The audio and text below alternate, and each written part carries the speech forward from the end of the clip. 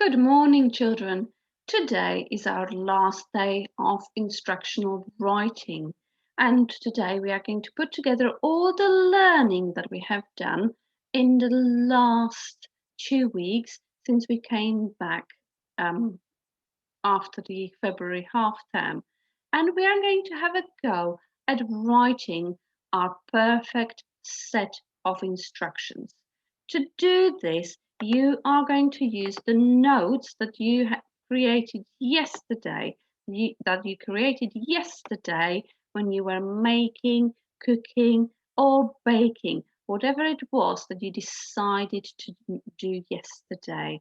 And we were very, very impressed by all the work that you submitted on the tapestry and even some lovely pictures of your creations in your kitchen.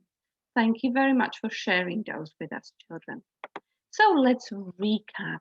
What part do instructions need? And I'm sharing one of my children's favorite recipes with you to help you. So let's think, what are the main parts of instructional texts? So let's have a look here. What's this, children? This part of the instructions? The title. You were very quick. That's right. So we need to make sure that our instructions have a title. What else do they need? What is this, children? That's right, a list of ingredients. Or if this was not a recipe, we would have a list of the things that we need.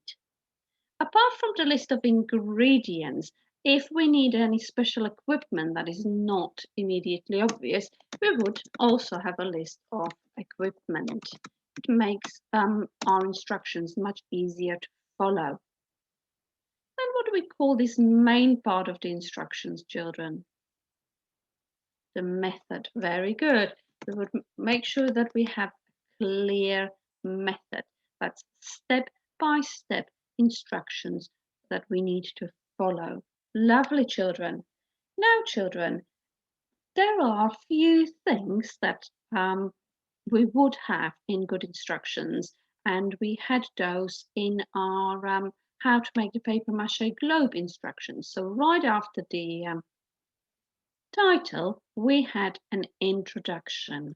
So we could write an introduction to our instructions.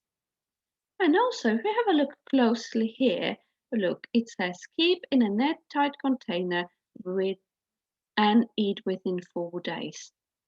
What part of the instructions is that, children?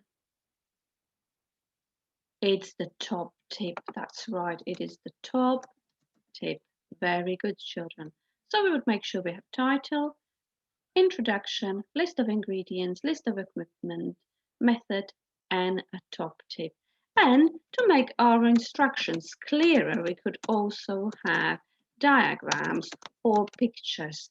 If you have a look at this set of instructions, there is a picture to show how to do each step, which particularly if we are not familiar with the recipe, is very, very useful. How about the language of instructions, children? What sort of words are we looking for instructions? What are they? What's their special name?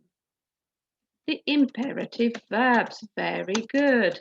I know we used to know them as bossy verbs, but now that we have moved into year 2, we must use the correct vocabulary, and they are called imperative verbs.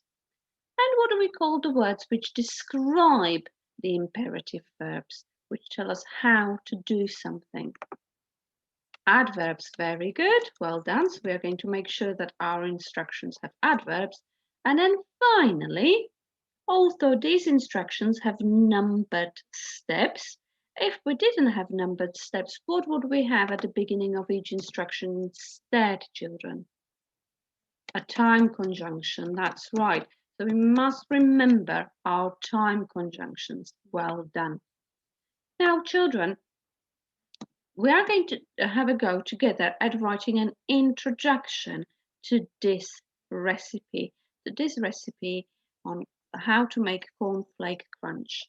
So if I was going to write an introduction and I really wanted to show how good my writing ability is, I would aim to include a question. I would open the introduction with a question. So can you think what sort of question could we open our introduction with?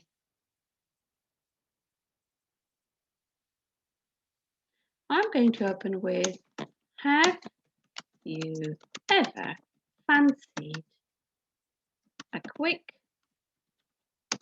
sweet treat? Question.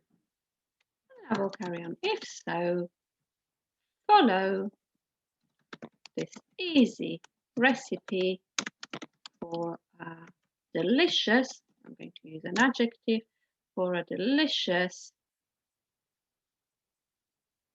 snack. Full stop. So the introduction doesn't have to be long at all. It's just a little information, perhaps about the recipe or what the instructions are about, and it makes us usually want to carry on reading. That is the purpose of the introduction. So you could have a go at writing an introduction to your recipe, children.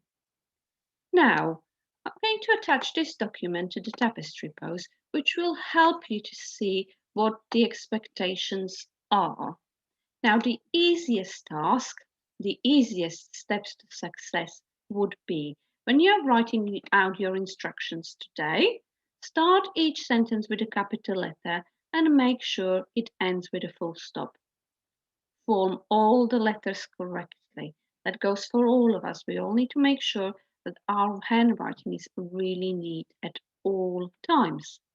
Make sure your instructions have a title, list of ingredients, and a method. Use imperative verbs in the present tense and make sure your instructions are in the correct order. We definitely don't want to have muddled up instructions so that's to confuse anybody. The medium expectations would be to make sure all your sentences are correctly punctuated, form all the letters correctly, make sure your instructions have a title, list of ingredients, and a method as a minimum. Use imperative verbs in the present tense, use time conjunctions, and make sure your instructions are in a correct order. Now, for those of you who really like a challenge, and I know there's so many of you that do like a challenge, and we have been really impressed by the level of your work during the lockdown, you can use this set of steps to success to write your instructions today.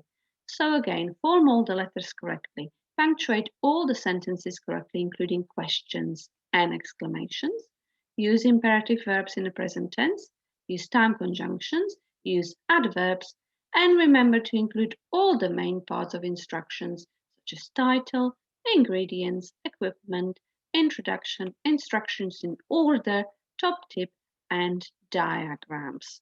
We are very much looking forward to seeing all your lovely instructions on the tapestry. Bye for now.